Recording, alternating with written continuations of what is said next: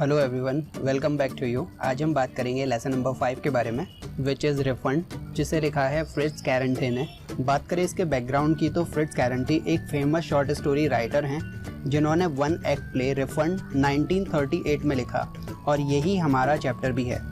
ये एक स्टोरी है एक पुराने स्टूडेंट वॉशरकॉफ की जो स्कूल में 18 साल बाद वापस आया अपनी फ़ीस वापस लेने के लिए। क्यों? क्योंकि उसके अकॉर्डिंग उसकी एजुकेशन यूजलेस है जो उसे स्कूल से मिली है। लेकिन मैथमेटिक्स टीचर की चालाकी की वजह से वॉशरकॉफ हार जाता है और ये प्ले काफ़ी फ़नी है जिसमें काफ़ी अजीब घटनाएं घटती हैं। वॉशरकॉफ 40 साल का एक आदमी है, उसे अब तक कोई काम नहीं मिला। लोगों के अकॉर्डिंग वो किसी काम का ही नहीं है। एक दिन वो अपने दोस्त लेडरर से मिला जो कि एक बिजनेसमैन है। उसने वॉशरकॉफ को हंगरियन करेंसी के बारे में बताया।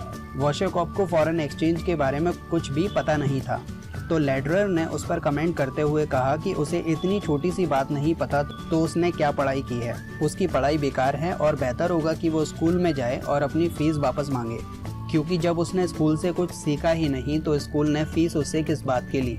और तो और वॉशरकॉफ के पास पैसे भी नहीं थे, तो उसे ये आइडिया भी फ़ायदेमंद लगा, तो वो अपने स्कूल वापस गया जहाँ वो पढ़ा करता था। वॉशरकॉफ को 18 साल पहले स्कूल में पे की गई उसकी फ़ीस वापस चाहिए थी, क्योंकि उसका मानना था कि स्कूल ने उसे ठीक से नहीं पढ़ाया।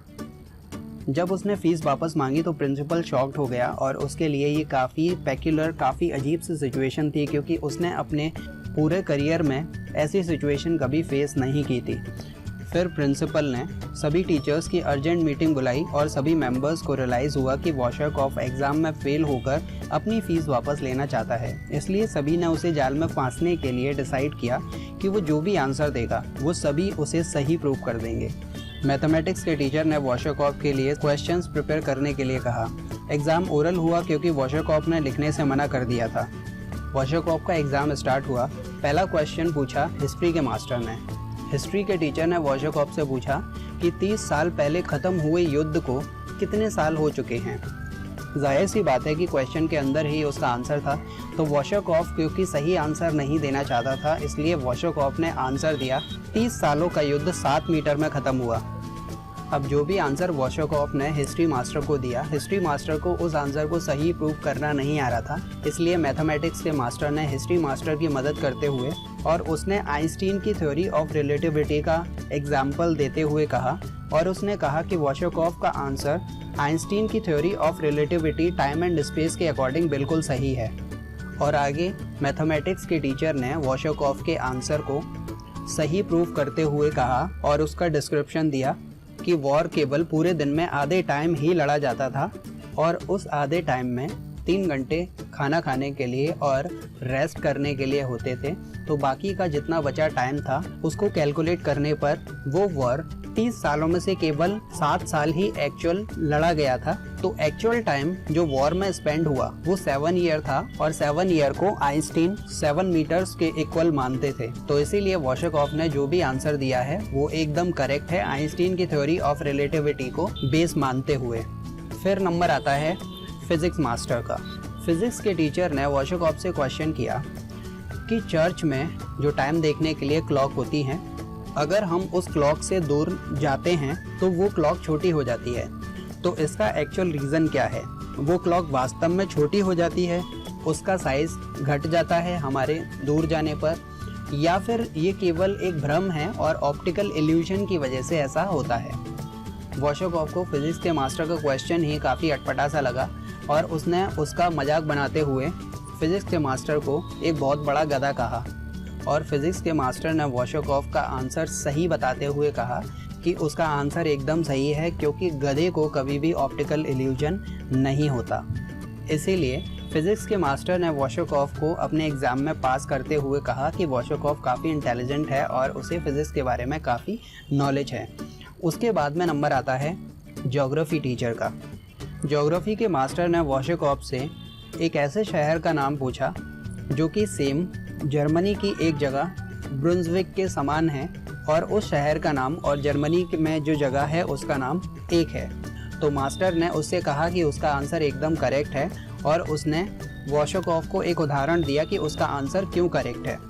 ज्योग्राफी मास्टर ने उसके आंसर को प्रूव करने के लिए उसे एक स्टोरी सुनाते हुए कहा कि एक बार एक राजा जिसका नाम बारबोसा था, जो कि अपने घोड़े पर बैठकर एक शहर से गुजर रहा था। तो उसने एक लड़की को देखा जो कि चॉकलेट खा रही थी।